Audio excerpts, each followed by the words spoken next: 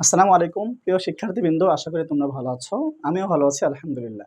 তো আজকের ক্লাসটা হচ্ছে কেমিস্ট্রি চ্যাপ্টার 2। তো কেমিস্ট্রি চ্যাপ্টার 2 এর ভিতরে কি আছে বলো তো? যে টপিকটা আছে তা হচ্ছে ব্যাপন আর নিঃসরণ। এটা খুবই মোস্ট ইম্পোর্টেন্ট। এমসিকিউ এর জন্য মোস্ট ইম্পোর্টেন্ট আর সিকিউ এ বেশিরভাগ বোর্ডে আসে। তো আজকে ব্যাপন আর নিঃসরণের যাবতীয় সম্পর্কে আমি পড়াবো। যদি ক্লাসটা শুরু থেকে শেষ পর্যন্ত দেখো তাহলে হচ্ছে ব্যাপন আর নিঃসরণ নিয়ে আর কোনো ঝামেলা থাকবে না ইনশাআল্লাহ। তো আমি ক্লাসটা শুরু করি, দেখো, মন দিয়ে দেখো। তো কি বলতো? ব্যাপন, ব্যাপন কি বলো? ব্যাপন। তো ব্যাপনটা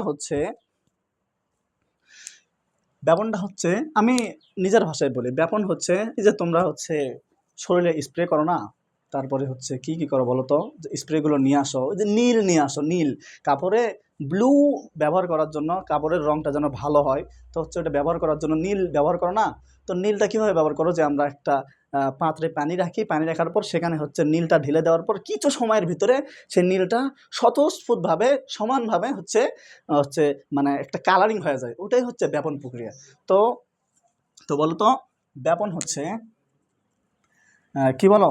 যে কোনো মাধ্যমে, যে কোনো মাধ্যম, যে কোনো মাধ্যম, যে কোনো মাধ্যম। তুমি ভাইয়াকে বলতে পারো, ভাইয়া কি কি মাধ্যম আছে?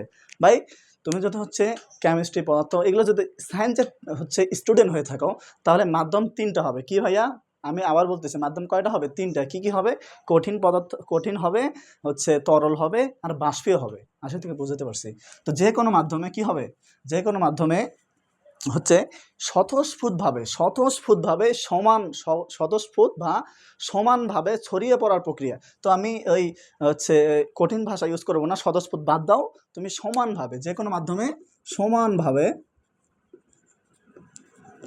সমানভাবে কি, সমানভাবে কি বলতো? কোনো পদার্থ সমানভাবে ছড়িয়ে পড়ার প্রক্রিয়া, ছড়িয়ে পড়ার প্রক্রিয়া।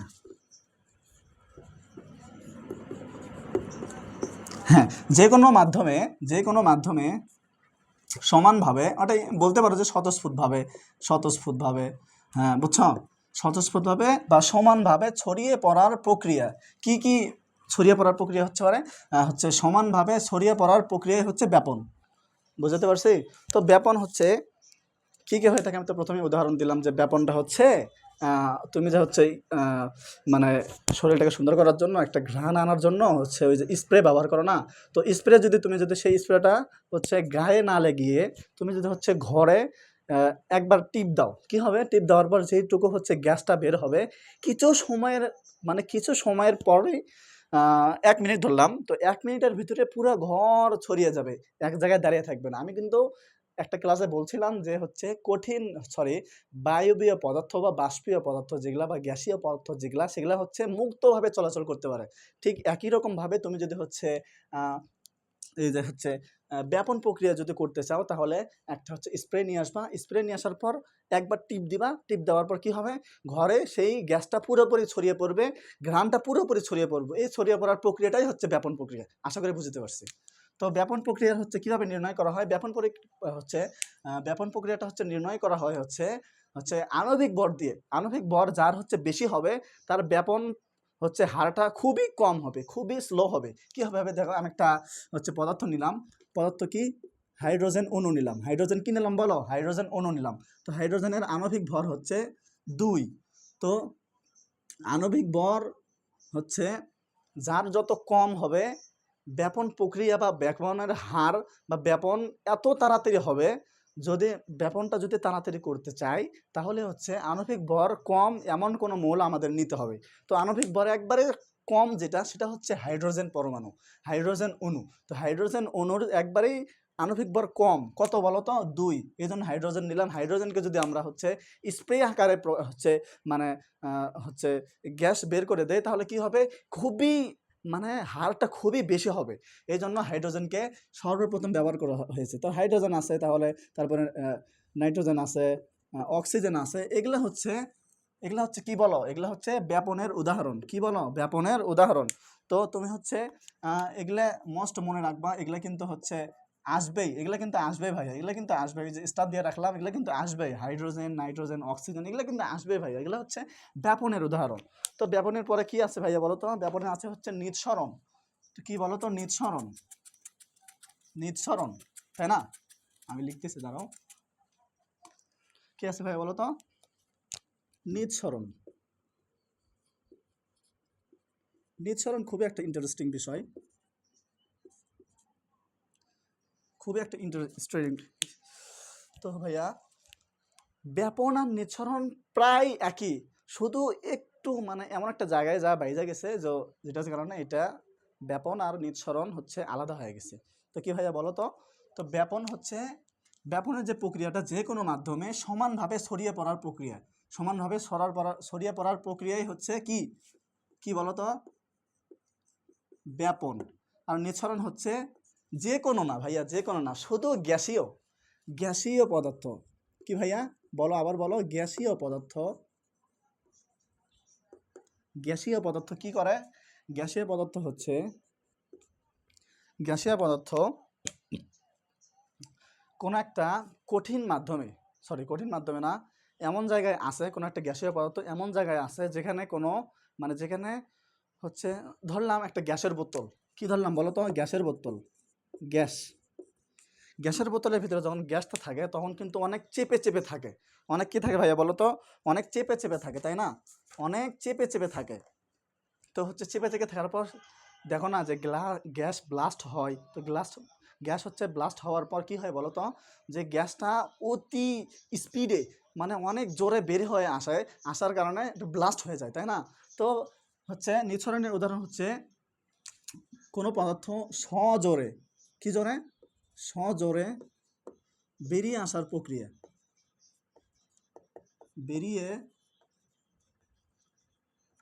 আসার প্রক্রিয়া। আমি নিজের ভাষায় লিখলাম, বুঝছো? তুমি একটু বুঝে নিও কষ্ট করে। তো কোনো গ্যাসীয় পদার্থ, আর ব্যাপনটা কি? সব পদার্থ, কঠিন পদার্থ, তরল পদার্থ, বায়ুময় পদার্থ বা গ্যাসীয় পদার্থ হচ্ছে ব্যাপন। আর নিঃসরণটা হচ্ছে শুধুমাত্র গ্যাসীয় পদার্থ। ভাইয়া কি বলো? শুধুমাত্র গ্যাসীয় পদার্থ, শুধুমাত্র কি? শুধুমাত্র গ্যাসীয় পদার্থ হচ্ছে নিঃসরণের ভিতরে কাজ করে। তো গ্যাসীয় পদার্থ কোনো একটা মাধ্যম থেকে, মানে কোনো একটা জায়গা থেকে সজোরে, সজোরে যদি বেরিয়ে আসে, তো বেরিয়ে আসার যে প্রক্রিয়াটা হয় সেটাই হচ্ছে মানে হচ্ছে নিঃসরণ। তো কোথায় থেকে কি হয় আমি বুঝিয়ে বলছি। তো হচ্ছে নিঃসরণটা হচ্ছে কোন চাপ থেকে নিয়ে আসে? যে নিম্ন চাপ থেকে উচ্চ চাপের স্থানে যাওয়ার প্রক্রিয়াটাই হচ্ছে নিঃসরণ। আবার বলি, নিম্ন চাপ থেকে উচ্চ চাপের স্থানে হচ্ছে যে স্থানে আসার যে প্রক্রিয়াটা, তাই হচ্ছে কি ভাইয়া বলো তো? নিঃসরণ। আশা করি বুঝাইতে পারছি। তো নিঃসরণ কোথায় কোথায় হয় ভাইয়া বলো তো? নিঃসরণ হচ্ছে গ্যাস যখন ব্লাস্ট হয় না, তো গ্যাস ব্লাস্ট হলে কি হয়? তো কোনো একটা ফুটা থাকে, সেই ফুটা থেকে গ্যাসটা অতি জোরে, চাপটা বেশি হওয়ার কারণে বের হয়ে যায় এবং ব্লাস্ট হয়ে যায়, তাই না? তো সেটাই হচ্ছে গ্যাসের ভিতরে হয়। আশা করি বুঝাইতে পারছি। তো ভাইয়া আশা করি বুঝাতে পারছি। তারপরে হচ্ছে বেলুন। কি ভাইয়া বলো তো? Balloon, sorry, balloon. কি ভাইয়া বলো? বেলুন। তো বেলুনটা হচ্ছে কি? বেলুনে কি হয়? বেলুনের ভিতরে আমরা গ্যাস দিই, গ্যাস দেওয়ার পর বেলুনটা হচ্ছে গ্যাস। আমরা কিন্তু বলছি যে গ্যাসীয় এমন একটা পদার্থ যা মুক্তভাবে চলাচল করতে পারে। তো বেলুনের ভিতরে যদি আমরা গ্যাসটা দেই, ভাইয়া বেলুনের ভিতরে যদি আমরা গ্যাসটা দেই, তো বেলুনটা নিজের ইচ্ছা মতো হচ্ছে ফাঁকা জায়গায় উড়ে বেড়ায়। তো সেই বেলুনটাকে যদি আমরা কোনো একটা সুই দিয়ে ঠাস করে ফুটো করে দেয়, তাহলে কি হয় বলো তো? এই মানে ফুটো করে দেওয়ার পর বেলুনের ভিতরে যে গ্যাসটা থাকে না, সেই গ্যাসটা অতি জোরে, মানে নিম্ন চাপ থেকে উচ্চ চাপে বেরিয়ে যায়। এই যে বেরিয়ে যাওয়ার হচ্ছে প্রক্রিয়াটা না, সেই প্রক্রিয়াটার নামে হচ্ছে নিঃসরণ। আশা করি বুঝাইতে পারছি ভাইয়া। তো আজকের ক্লাসটা এই পর্যন্তই। আজকের ক্লাসে কি কি শিখলাম? ব্যাপন আর নিঃসরণ। আজকের ক্লাস যদি তুমি ফুললি প্রথম থেকে শেষ পর্যন্ত দেখো না, তাহলে এই ব্যাপন আর নিঃসরণ নিয়ে কোনো ঝামেলা থাকবে না। ও নিঃসরণের আরেকটা বিষয়টা আছে, তা হচ্ছে নিঃসরণের হারটা কেমন। নিঃসরণের হারও যেটা, ব্যাপনের হারও সেটা। নিঃসরণ যদি আমরা ওই যে হাইড্রোজেন ধরি, তো হাইড্রোজেনের হচ্ছে আণবিক ভর হচ্ছে 2। তো যার আণবিক ভর কম তার নিঃসরণের হার বেশি। যার আণবিক ভর বেশি, আবার ভাইয়া বলি, যার আণবিক ভর বেশি তার নিঃসরণের হার কম, আর যার আণবিক ভর কম তার নিঃসরণের হার বেশি। আশা করি বুঝাইতে পারছি। তো ভাইয়া আজকের ক্লাসটা এ পর্যন্তই। আজকের ক্লাসটা খুবই প্রিসাইজলি ক্লাস হচ্ছে। আজকের ক্লাসটা খুবই প্রিসাইজলি ক্লাস হয়েছে। তো আশা করি বুঝাতে পারছি। এই ক্লাসের কোন, কোন জায়গায় তুমি বোঝো নাই ছোট্ট একটা কমেন্ট করে দিবা। আর যদি ক্লাসে নতুন হয়ে থাকো সাবস্ক্রাইব করবা আর বন্ধুদের কাছে শেয়ার বাড়িয়ে দিবা, শেয়ার করে কেয়ার বাড়িয়ে দিবা। তো আজকের ক্লাসটা এই পর্যন্তই। ভালো থাকবে। আসসালামু আলাইকুম।